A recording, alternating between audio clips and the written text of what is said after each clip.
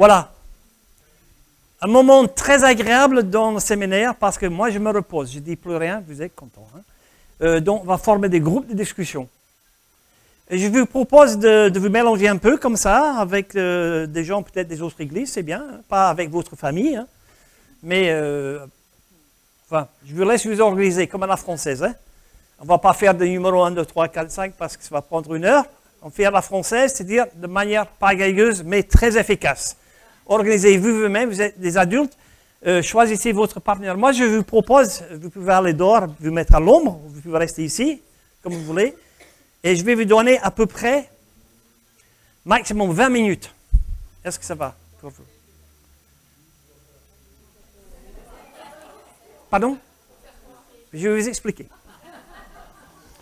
Donc, vous allez donc former les groupes vous-même, soit vous pouvez rester là autour de table, vous mettre avec d'autres. Enfin, je vous encourage de vous mettre, surtout le mari et la femme, de ne pas se mettre dans le même groupe parce que vous savez ce que votre mari va dire d'avance.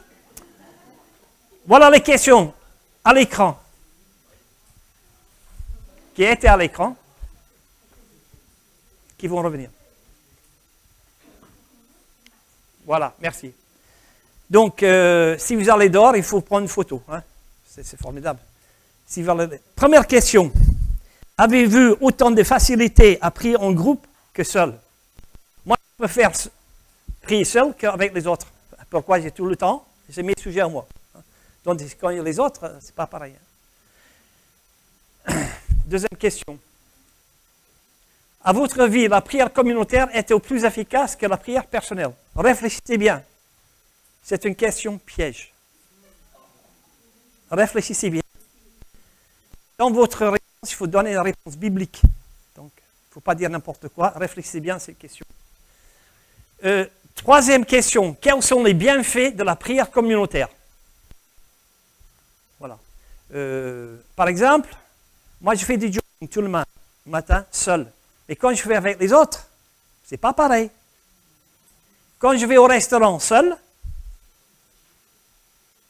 c'est moi qui décide tout. Hein? Quand ma femme est là, elle dit non, c'est pas ça, tu ne manges pas, etc. Et elle arrange un peu les choses. Lorsqu'on mange au restaurant avec les autres, c'est pas pareil. C'est vrai ça. Et de même dans la prière communautaire, c'est pas pareil. Il y a quelque chose qui se passe entre des personnes. Donc, quels sont les bienfaits de la prière communautaire? Par exemple, lorsqu'on prie avec les autres, ça ouvre notre horizon. Hein? Parce que quand je vais à la réunion de prière, je vais avec mes problèmes, mes sujets de prière et mes fardeaux. Quand je suis avec d'autres, j'écoute eux. Donc, ça ouvre un peu la fenêtre sur le monde. D'accord? Seulement pour donner des idées. Et puis, quatrième question. Quels sont les obstacles qui entravent votre vie de prière communautaire? Que faire? Quels sont les obstacles? Par exemple, peut-être vous pouvez dire, voilà, c'est mal animé. Hein? Celui qui anime la réunion de prière. Il dit, voilà, je vais vous donner 22 sujets de prière pour ce soir. Ça veut dire qu'il n'y a personne d'autre qui parle. Hein? Vous avez compris? Un autre problème, c'est quand les gens commencent à parler dans la réunion de prière, tellement ils parlent, surtout quand ils parlent des maladies, la personne va à l'hôpital, et puis le chirurgien est venu, et puis après il dit, dans son bras ils ont trouvé ceci, et puis après on commence à faire l'opération pendant la réunion de prière. Vous avez compris ça? Ça ne s'arrête jamais, et puis on sort comme un malade, il dit, mais dans la réunion de prière, on est passé à l'hôpital, là, qu'est-ce qui s'est passé? Vous voyez, on part dans tous les sens, et l'animateur dit stop, vous avez 1 minute pour dire un sujet chacun. Voilà, je vais vous donner des idées pratiques après, surtout pour l'animation, comment conduire la réunion de prière pour que ça se passe bien, d'accord? Le problème de la réunion de prière, c'est toujours pareil. Les gens qui dirigent souvent, et même les pasteurs, et David il va me le confirmer, n'ont jamais eu une formation pour savoir comment animer une réunion de prière. Je veux dire, est-ce que c'est vrai, David, ça? Parce que dans les écoles bibliques, dans les facultés, il y a peu de formation ou pas de formation sur ce sujet. Donc, souvent les pasteurs ils viennent avec une liste, hein, on dit est-ce que vous avez des sujets? Alors ça part dans tous les sens, vous voyez, ce n'est pas vraiment structuré. Voilà. À vous de parler, à vous de vous organiser, et on se voit donc à moins 25. Oui?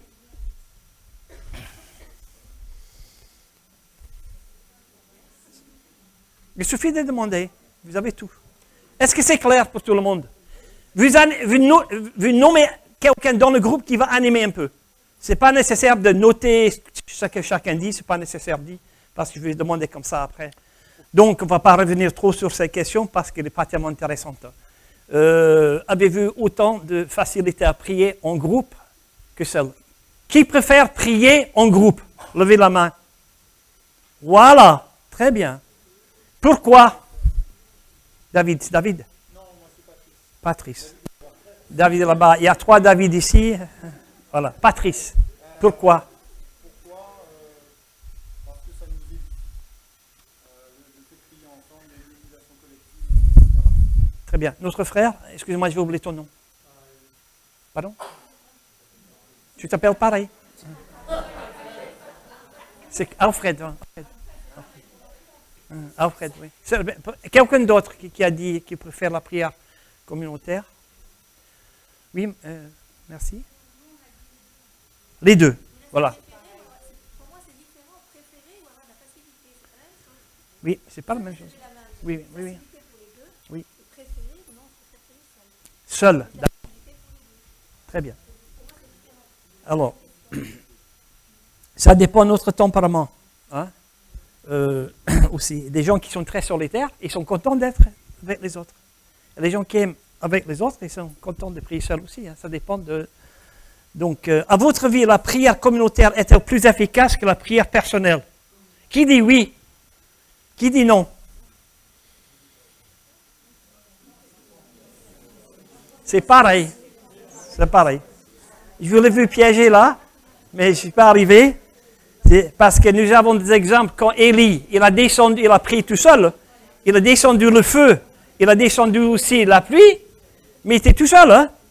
On voit dans le Nouveau Testament, quand, par exemple, l'Église entière priait ensemble, prière comme ils ont pu libérer. Alors, ce qui est très intéressant dans cette histoire, ils ne prient pas pour la libération de Pierre, ils prient pour Pierre, il dit le texte. Et Pierre, il allait être exécuté le lendemain, mais il dormait. Il faut le faire quand même. Si moi j'allais exécuter demain matin, je ne vais pas dormir ce soir, moi. Hein. Donc, c'est quand même un miracle. Hein. L'Église a prié pour lui. Oui.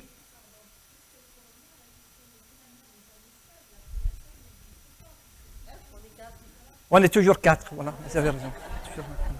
Excusez-moi, vous avez bien écouté ce matin. Alors, et c'est surtout cette question-là que je vais aborder. Quels sont les bienfaits de la prière communautaire? Donc, je vous écoute. Quels sont les bienfaits de la prière communautaire? Tu as déjà dit quelque chose, Patrick? Patrice? Je vais arriver, hein, Patrice? Je vais l'écrire. En gros. Bon, Patrice. Très bien. Quels sont les bienfaits de la prière communautaire? Je vous laisse la parole, allez-y. Hein. Madame. Pardon? Très très bien. On porte le fardeau les uns des autres. C'est donc dans Galates, chapitre 6, verset 10. Porter les fardeaux. On a tous des fardeaux. Hein. Mais on a tous des projets aussi. Hein. Mais on a tous des souffrances. On a tous des blessures. Et lorsqu'on partage ça, ça diminue l'affliction. Et ça fait du bien. Bien. Quelqu'un d'autre?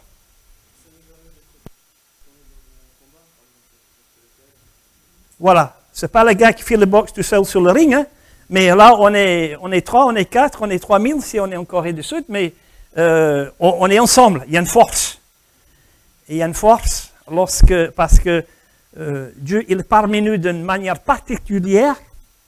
Parce qu'il habite chez chacun qui est là. Hein. Jésus dit, là où 2 ou 3 se réunissent au moment où je suis donc au milieu d'eux. Quelqu'un d'autre? Persévérance. Alors, c'est-à-dire?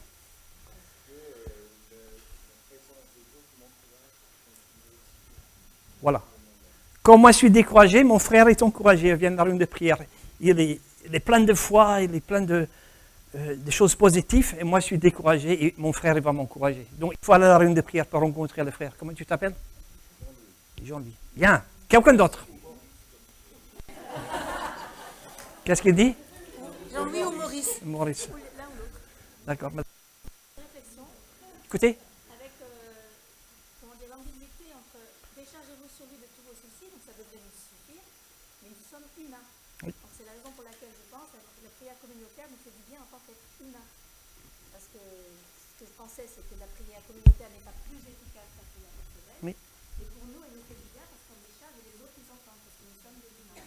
Oui. Sinon, ça devrait nous suffire de nous décharger uniquement sur le Seigneur. Tout à fait. Quelqu'un d'autre? Il y a une certaine discipline quand on est ensemble, on n'est pas distracté, on se recentre sur Lorsqu'on est ensemble, on n'est pas discipliné avec. D'accord, très bien. Quelqu'un d'autre? Oui. Que? Ah. C'est-à-dire qu'on a nos soucis, mais on partage aussi les soucis des autres. Donc, ça c'est bien. Ça nous encourage de savoir que d'autres ont le même problème que nous, fondamentalement. Oui. Je veux dire, ça renforce l'unité des membres parce qu'on prie pour les mêmes choses ensemble. Oui. Alors, j'aimerais juste dire un point important avant des choses très importantes. C'est-à-dire que dans la Bible, la priorité, c'est pour les chrétiens.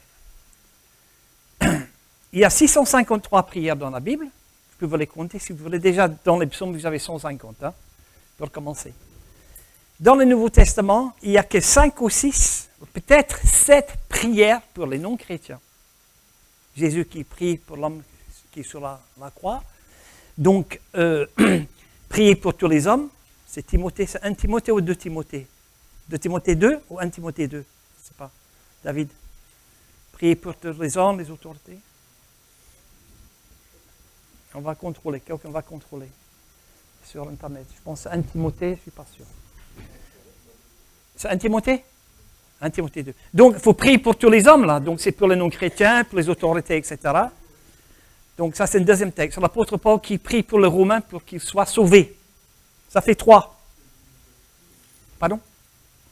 Pardon?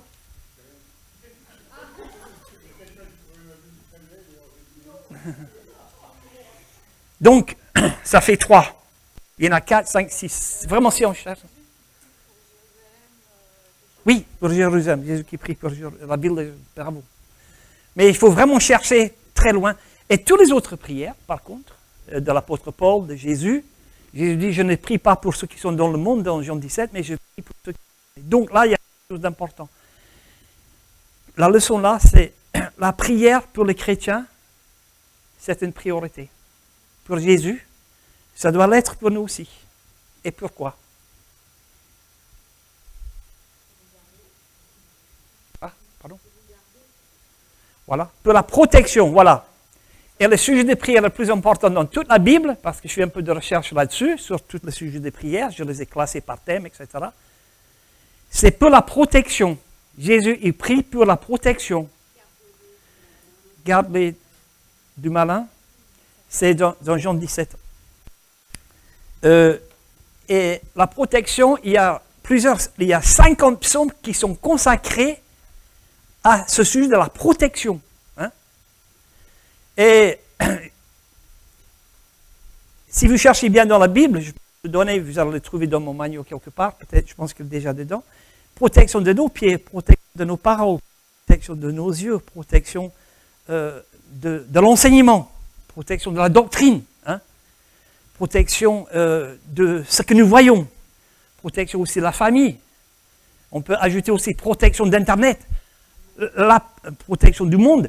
Ce thème de la protection, c'est quelque chose de majeur. Et dans la réunion de prière, il faut prier pour la protection. Il faut prier surtout pour la protection du pasteur, des anciens. Parce que c'est eux qui sont attaqués en première ligne. Il faut vraiment prier pour leur protection. Mais la raison principale, et quelqu'un d'autre aimerait dire pourquoi il faut prier pour cette protection. Voilà. Parce que le diable, il nous attaque. Mais ce que j'aimerais vous faire dire, c'est que le chrétien, c'est lui le véhicule pour l'évangélisation du monde. Hein? Ce n'est pas Internet, ce n'est pas des livres, ce n'est pas les ordinateurs, ce n'est même pas l'argent, ce n'est même pas un projet, ce n'est même pas la musique. Tout ça, c'est très bien. Mais ce que Dieu utilise avant tout, c'est le témoignage des chrétiens. Et si le chrétien n'est pas arme, si le chrétien a perdu sa joie, par exemple, je ne sais pas si vous avez déjà vu des gens sortir de prière, parfois on a l'impression qu'ils étaient baptisés dans du jus de citron. Hein. Mais ça ne donne pas envie. Hein. On a perdu leur joie. À Pierre-Latte, on avait une personne qui venait à l'église. Elle était un nouveau chrétien. Elle ne connaissait pas beaucoup de la doctrine, mais elle avait cette joie. C'est formidable, hein? Et vous savez qu'à Pierre-Latte, il y a une grande centrale nucléaire, donc tous les chrétiens de notre église, c'était des chrétiens rayonnants. Et cette personne, elle a amené beaucoup de gens, pas seulement à l'église, mais aussi au Seigneur, à cause de sa joie. Et Jésus, quand il prie pour la protection, il prie pour la joie. Et il faut aller dans la prière de Jean 17 pour voir quels sont tous les sujets.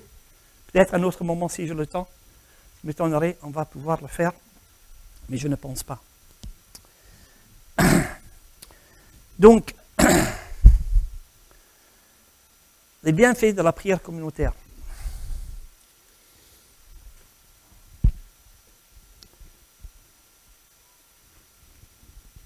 Vous voyez, quelqu'un qui assiste au séminaire, vous voyez? Qu'est-ce qu'elle est emballée, là? Hein? Elle dit aux gens qu'il faut venir à la réunion de prière maintenant, hein? Bien. Jésus est au milieu quand nous prions.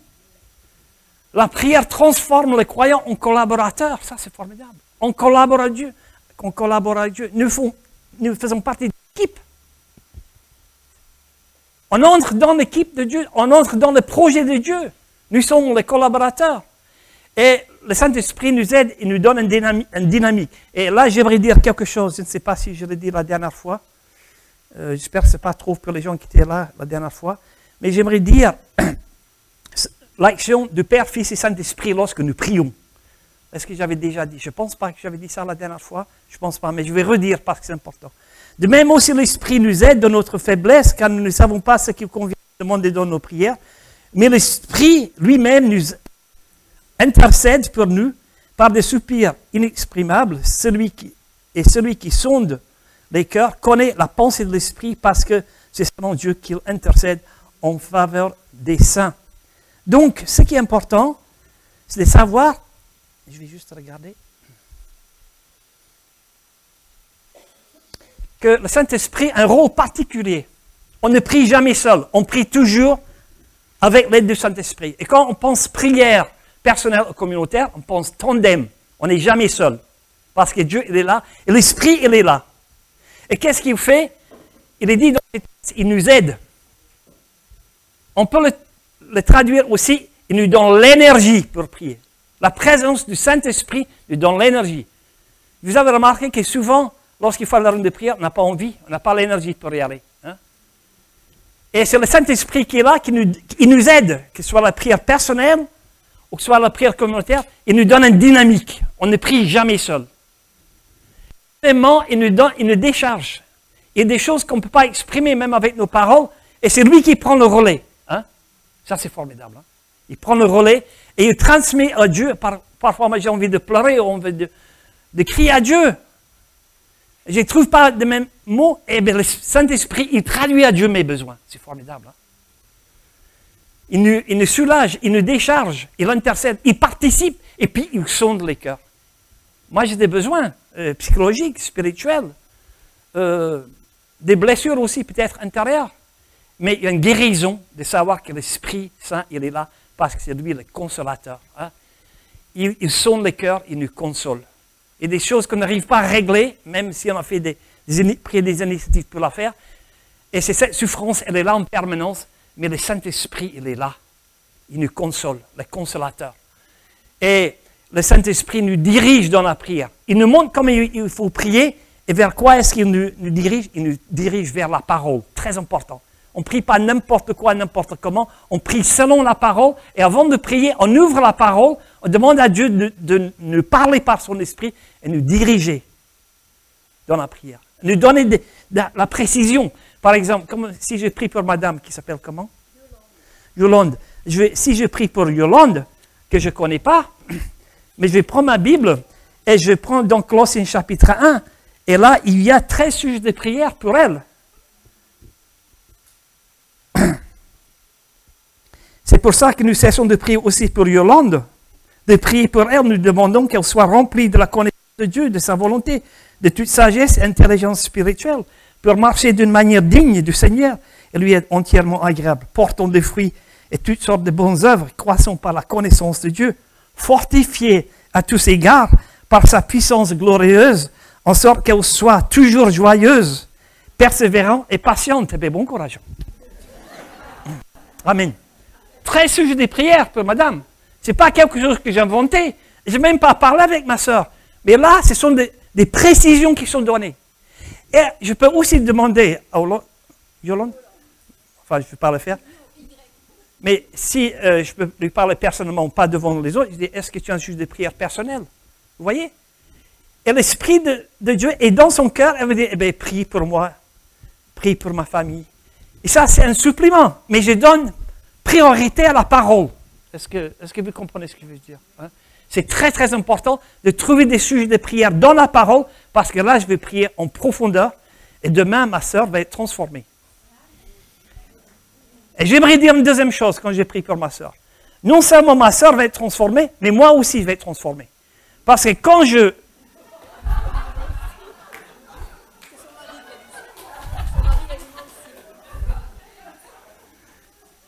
Pourquoi? Quand je prie pour madame, qu'est-ce qui se passe? Oh, je prie pour mon frère, qui s'appelle comment? René. Quand je prie pour René, que je ne connais pas, je prie sur ma Bible et je dis comment il faut prier pour toi. Quand je prie pour lui, je tisse des liens d'affection entre les cœurs. Quand je le vois la prochaine fois, je dis, tiens, tu te souviens, on a prié pour toi. Il dit, c'est vrai, je me souviens de ce moment. Et si vous voulez, on établit, ça change quelque chose dans nos relations. Et tous les problèmes dans l'Église et dans le monde, c'est des problèmes relationnels. Est-ce que vous êtes d'accord?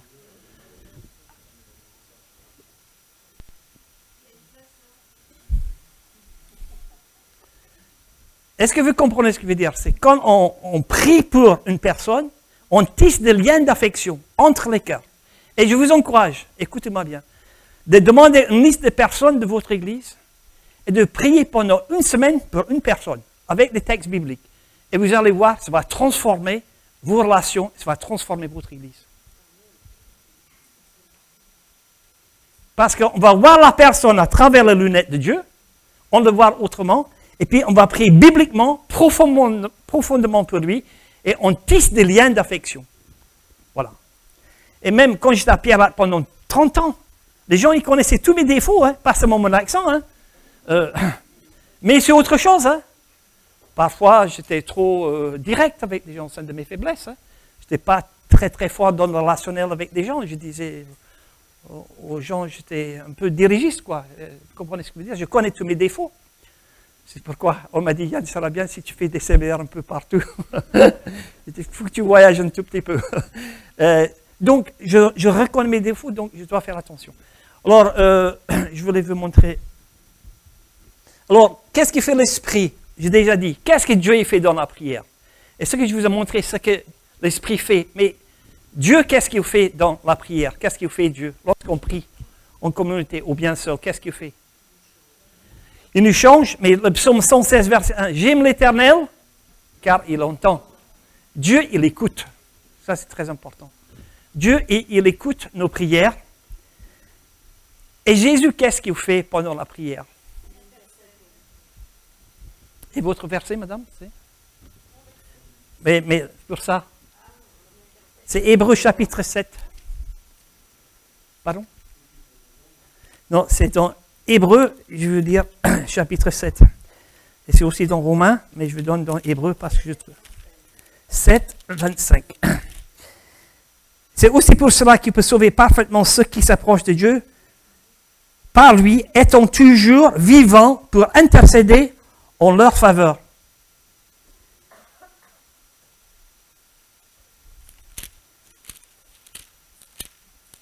Et aussi dans Romains, chapitre 8, verset 34. Christ est mort, bien plus, il est ressuscité, il est à la droite de Dieu, il intercède pour nous. Ça veut dire beaucoup de choses. Ça veut dire, lorsqu'on n'a pas envie de prier sur le plan personnel ou communautaire, pas de soucis. Pas de culpabilité. Il y a des moments qu'on n'arrive plus à prier, quand vous êtes malade, quand vous avez une burn-out. quand vous passez par des moments difficiles. On n'arrive pas à prier. Et il est important de savoir, je ne prie plus, mais Jésus, il prend le relais. Ça nous soulage. Non à la culpabilité, il n'y a aucune condamnation pour ceux qui sont Jésus-Christ. Hein? C'est Romains 8, verset 1. Romains 8, verset 1. 8, verset 1. Donc, ceci, c'est très important. Hein? L'action trinitaire pendant la prière. L'Esprit, il est là, il agit, il sonne les cœurs. Et Dieu, il écoute. Et Jésus, lorsqu'on prie ou lorsqu'on ne prie pas, Jésus, il prie pour nous. C'est son ministère permanent. Il est à la droite de Dieu, place d'autorité, il prie pour nous. Oui.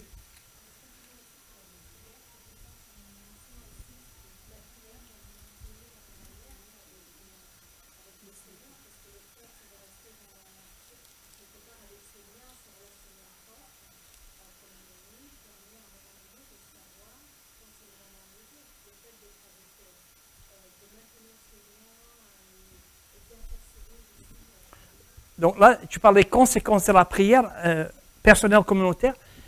Et qu'est-ce qui nous manque le plus? C'est la sagesse. Tous les jours, on prend des décisions financières, relationnelles, nos mots, tout ça. Mais que celui qui manque de sagesse le demande à Dieu. C'est Jacques chapitre 1. Jacques chapitre 1.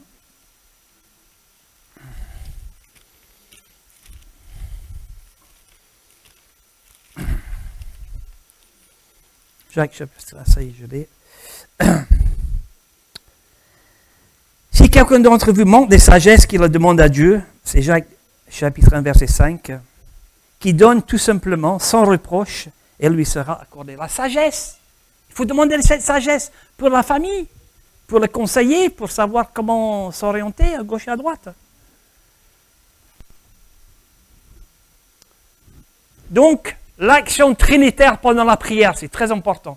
On ne prie jamais seul, mais toute la Trinité se met en action quand nous prions. C'est pas encourageant, ça? De savoir ce qu'il fait.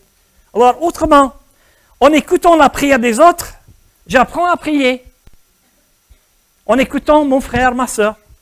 Non seulement je porte les fardeaux, mais il m'enseigne quelque part. Hein? Et puis, la prière...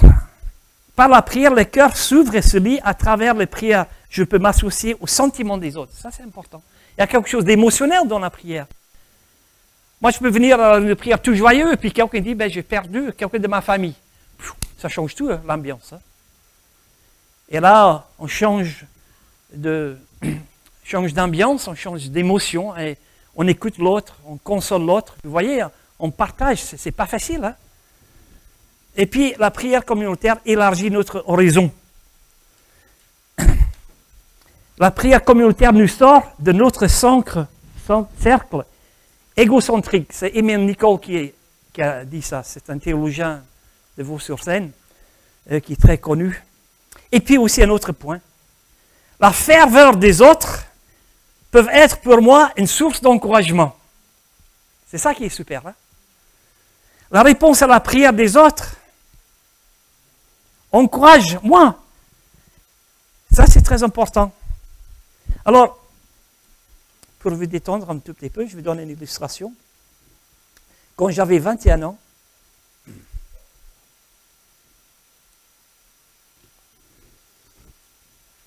j'avais rencontré cet homme-là à Londres, George Verwer. C'est celui qui a fondé Opération Mobilisation. Et il est venu chez moi il y a 2 ans, ou plus que ça. Enfin, il est venu chez moi. Et je dis, Georges, tu ne peux pas me donner un sujet d'encouragement. Il dit, je me suis appuyé sur une promesse de Jésus et Dieu a suscité 150 000 jeunes pour l'évangélisation du monde. C'est déjà pas mal. Hein? Et cet homme-là, j'ai rencontré, j'avais 21 ans, j'étais à Londres. J'étais invité à une réunion de prière, je ne connaissais pas cette organisation. Et puis, on était à peu près le même nombre qu'aujourd'hui dans cette réunion. Et puis, il y avait Georges qui était là. Il dit, Yann, qu'est-ce que tu fais comme travail? Je dis, ben, moi, je suis charpentier menuisier. Il dit, ben, on va prier pour toi, pour que tu viennes sur le bateau. Je dis, ben, attends, moi, je suis charpentier, je viens ici seulement à la réunion de prière pour prier avec vous. Mais on va prier quand même pour toi. Je dis, mais où est-ce qu'il est ton bateau? Eh bien, on n'a pas encore, mais on va prier pour ça. Je dis, mais il n'y a pas d'argent pour acheter un bateau. J'avais déjà dit, non? Il dit, on va prier pour des transferts sur les comptes. Et qu'est-ce qui s'est passé? Quelques années après, je suis allé à Londres, et c'était la nuit, j'étais tout seul. J'avais 2 valises, je pose, c'était la nuit, je voyais ces grands bateaux qui étaient éclairés. Ils ont acheté le bateau. Oh! Et j'allais travailler sur le bateau. Je croyais qu'ils allaient me demander de prêcher. J'étais tout jeune, tout feu, tout flamme. Tu peux faire le nettoyage des toilettes en 1 semaine. C'est très bon pour l'humilité, hein? Et ça m'a fait du bien. Mais ce qu'il faut savoir, c'est que plus tard, Dieu a donné d'autres bateaux, pas seulement le Logos, mais Logos 2, après le Doulos. Et puis, après, ils ont donné donc ce bateau que vous voyez ici. C'est le Logos Hope, qui est actuellement en Afrique. Et tous les jours, je reçois des informations pour prier pour ce bateau. Et il y a quelques années, François et moi, on est allés sur ce bateau. Donc, en Asie, on est allé pour donner ce même séminaire en anglais pendant 2 semaines, tous les jours, toute la journée. J'ai donné, parce que sur ce bateau, donc, il y a 450 personnes, tous des chrétiens, et il y a 1 million de personnes qui sont évangélisées dans une année. Hein? Parce que sur ce bateau, vous avez des véhicules, vous avez des camions, vous avez des voitures qui vont dans la jungle ou dans le village pour évangéliser. Et sur le bateau, vous allez voir, je vais vous passer un petit film, ça dure 2 minutes. Certaines personnes l'ont déjà vu, hein. C'est pas grave, hein. Ça va vous encourager. C'est pour vous dire que la foi des autres, ça peut aussi nous encourager. Et ce qui est important de savoir, et ça c'est donc le 4e bateau, OM, il y a quelques mois, ils viennent d'acheter un autre bateau, qui est moins grand que celui-là, vous allez voir, c'est vraiment énorme ce bateau, parce qu'il y a 9 étages sur ce bateau, hein. 9 étages, et c'est le plus grand librairie flottante du monde, parce que sur un des decks, comme tu dis, des plateformes, des ponts, il n'y a que des livres dans toutes les langues, ils vont de tous les pays, ils viennent de partir donc du monde arabe, et maintenant ils sont en Afrique, près du Ghana là-bas, et ils viennent d'acheter un autre bateau qui est moins grand pour pouvoir aller dans pratiquement tous les ports, parce que le problème avec ce grand bateau, l'eau parfois n'est pas assez profonde pour qu'ils puissent entrer dans les ports, donc ils ont acheté donc un autre bateau, peut-être je montre une photo plus tard.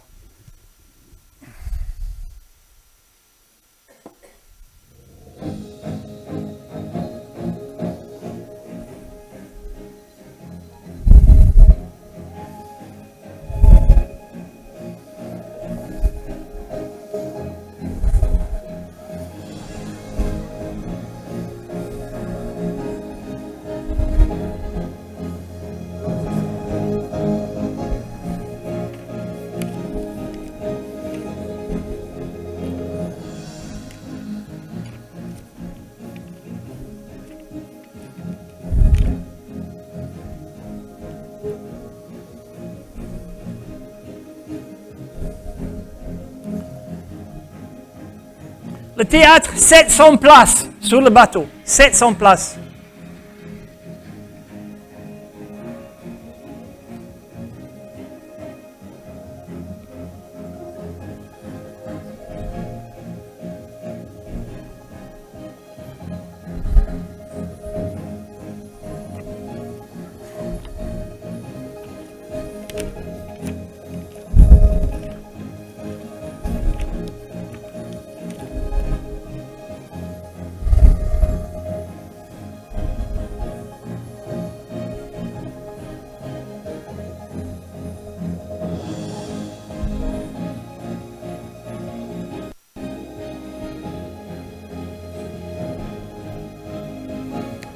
Ils travaillent nuit et jour dans les salles de machines. Nuit et jour.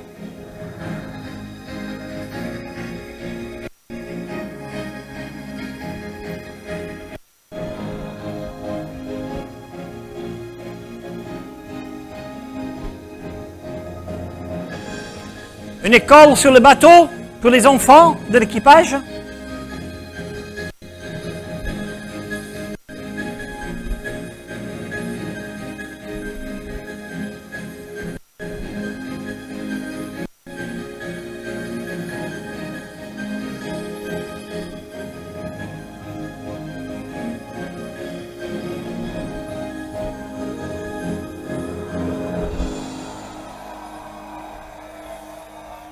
Est-ce que Dieu répond à la prière? Bon, j'ai pas un dans deux. Est-ce que Dieu répond à la prière? Et voilà le deuxième bateau, enfin le cinquième bateau qu'il vient d'acheter. C'est pas merveilleux de savoir que Dieu répond à la prière. On va se lever, on va chanter, je vais jouer. Gloire à ton nom Jésus. C'est pas nécessaire, vous connaissez par cœur. Gloire à ton nom Jésus. Mon rocher, ma forteresse.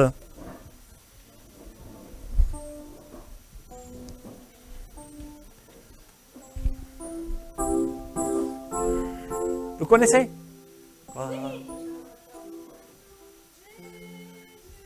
Après, c'est quoi les paroles? Mon rocher, ma forteresse. Mon libérateur. Mon libérateur. Je fais une petite introduction.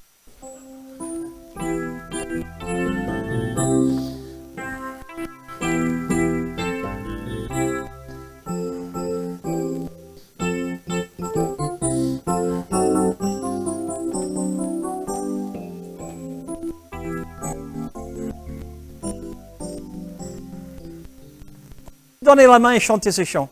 Donne gloire à Dieu. Gloire à ton nom, Jésus. Gloire à ton nom, Jésus. Mon rocher, ma forteresse, mon libérateur.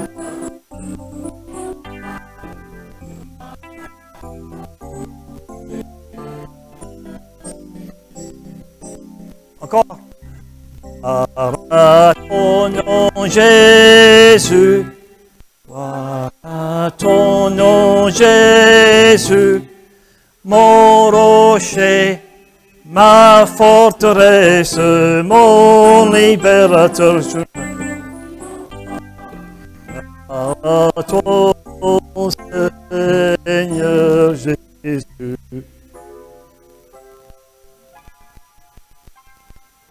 Gloire à Dieu. Vous pouvez vous asseoir. Connu Daniel Ramsey. Oui, oui. Alors, gloire à Dieu. Pourquoi? Parce que Dieu répond à la prière. Il est important de communiquer aux autres à la réunion de prière. On a prié pour ça la semaine dernière. Maintenant, voici comment Dieu répond. Hein? D'accord? Oui. Vous allez sur le bateau OM. Vous avez des informations pour vous inscrire. Vous pouvez aller pour 2 mois, 6 mois ou pour 20 ans. Voilà. C'est votre question? Allez-y. Je vous écoute. Allez-y.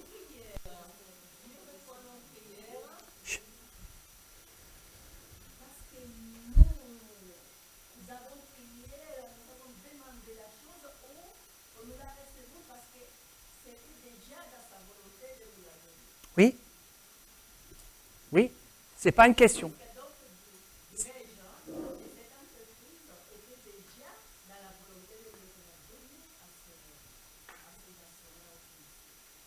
Oui. Oui, oui. Oui.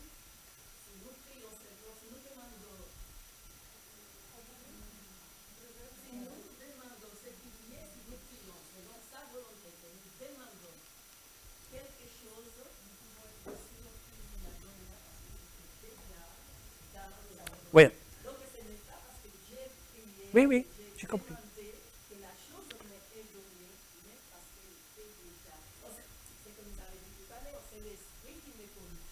Voilà. Alors, c'est un point important. Je vais enfoncer le clou encore plus. Vous avez tout à fait raison. Parce qu'il est dit dans Ésaïe, car vos pensées ne sont pas mes pensées. Et vos voix ne sont pas mes voix. Oh, écoutez-moi bien. On va trouver la référence, c'est dans Ésaïe.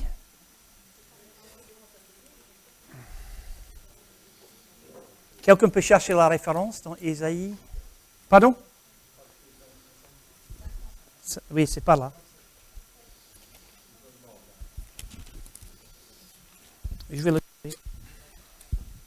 C'est Lamentation. Oui, non, c'est Ésaïe.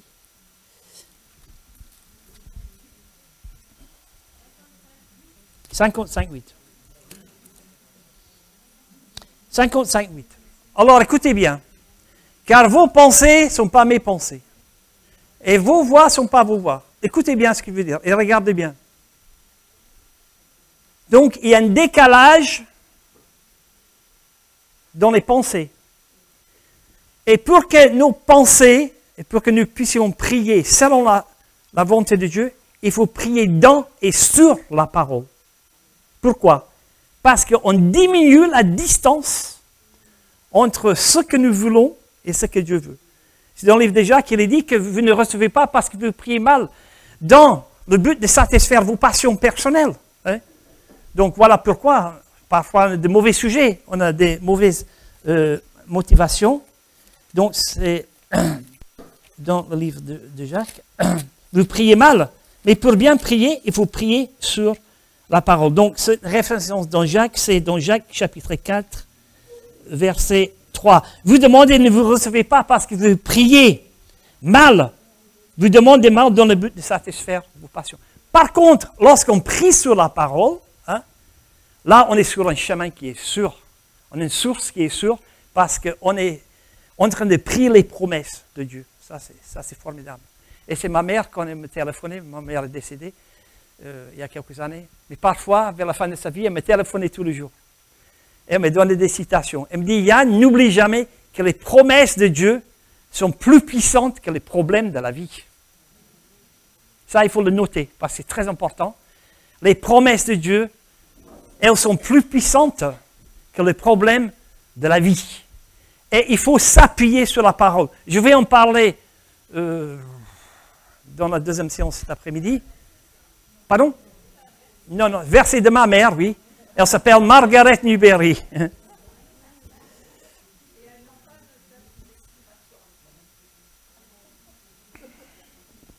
Alors, j'aimerais terminer sur cette question des bienfaits de la prière communautaire. J'aimerais juste dire quelque chose de très important. Lorsque Jésus prie, Jésus prie son Père. Jésus, il prie Dieu le Père. Et ce qui est intéressant de noter, quand Jésus dit, voici comment il faut prier, il dit, notre Père. Il ouvre la dimension communautaire. Ce n'est pas seulement Père, mais il dit notre Père. Et cette dimension communautaire est importante. Il y a 19 prières audibles de Jésus, mais Jésus aussi insiste. Jésus, il allait au temple, dans le temple pour prier.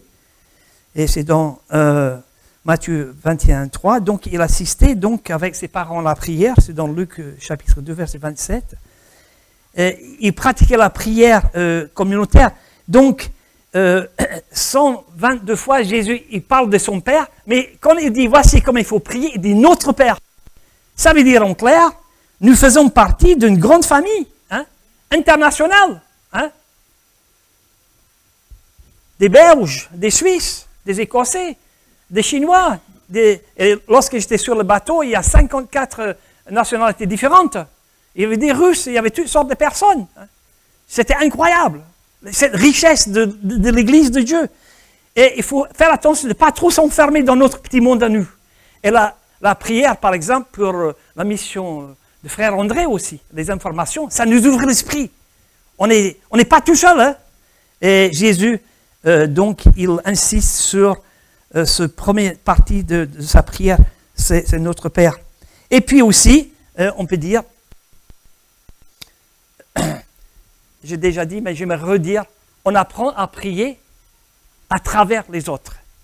La foi des autres peut élargir et fortifier ma foi. Et ça va aussi élargir mes horizons. Et puis, qu'est-ce que nous voyons aussi? C'est que lorsqu'on veut implanter une église, ça commence par la prière communautaire. Moi, j'ai travaillé pendant 6 ans, après avoir fait Emmaüs en Suisse pendant 3 ans. Mon beau-père me téléphone et dit, Yann, je veux travailler pour toi. Je dis, c'est quoi? Il dit, j'ai un petit groupe de prière. Ça fait 30 ans que je monte à Saint-Paul-les-Trois-Châteaux. On aimerait implanter une église là-bas. Quand toi, tu viendras donc d'Emmaüs, ce sera bien si tu ailles là-bas. Je vais organiser une réunion avec les anciens, c'est ça la famille. Hein? Et puis, en effet, on était là-bas. Il y avait un petit groupe. Et nous sommes restés 6 ans. Et aujourd'hui, une église là-bas. On a commencé avec la prière, avec les études bibliques.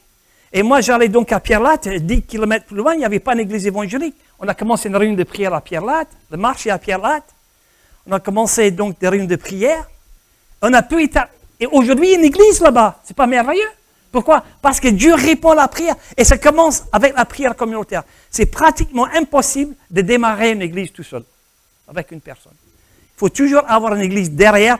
Et c'était la vision de l'église d'Orange, qui est une église sœur aussi de cette église ici,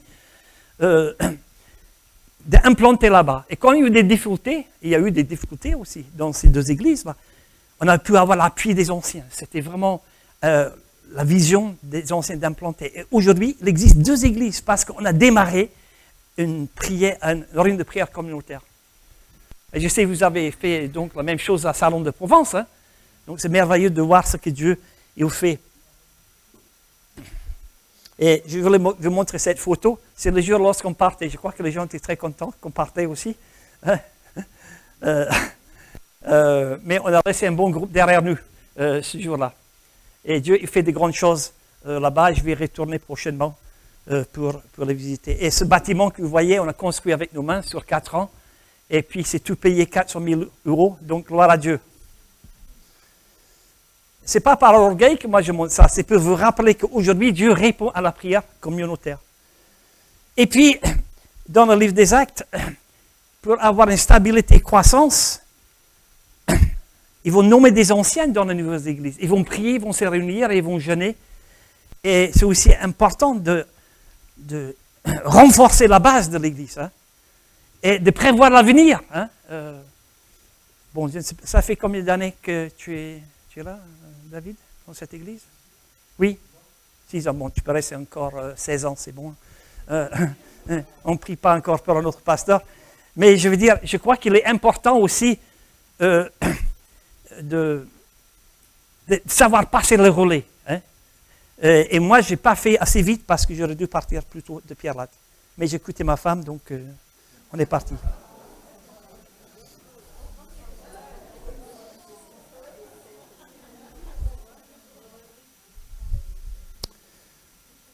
Voilà. Il y a juste une autre chose que j'aimerais dire avant de m'arrêter. Je m'arrête à 3h30 pile.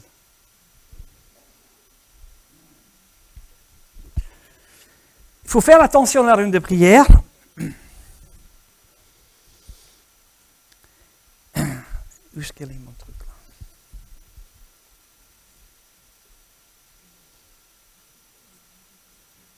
Je vais revenir sur mes notes.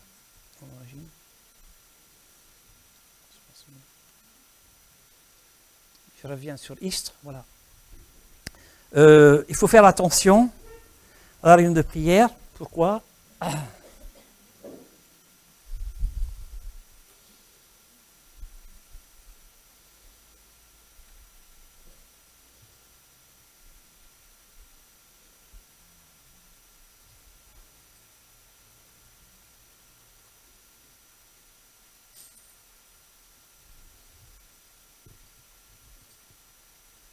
Voilà, ça vient.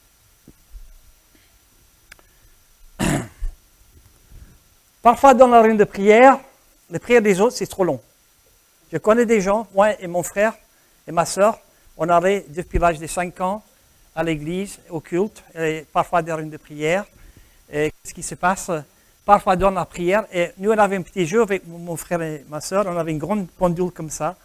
Et puis voilà, quand tel frère il va prier, on va tenir notre respiration.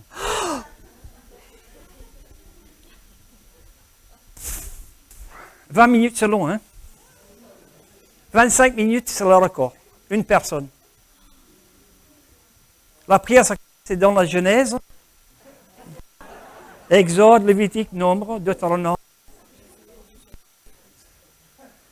Et maintenant, le petit prophète, maintenant, les grands prophètes. Et maintenant, le Nouveau Testament.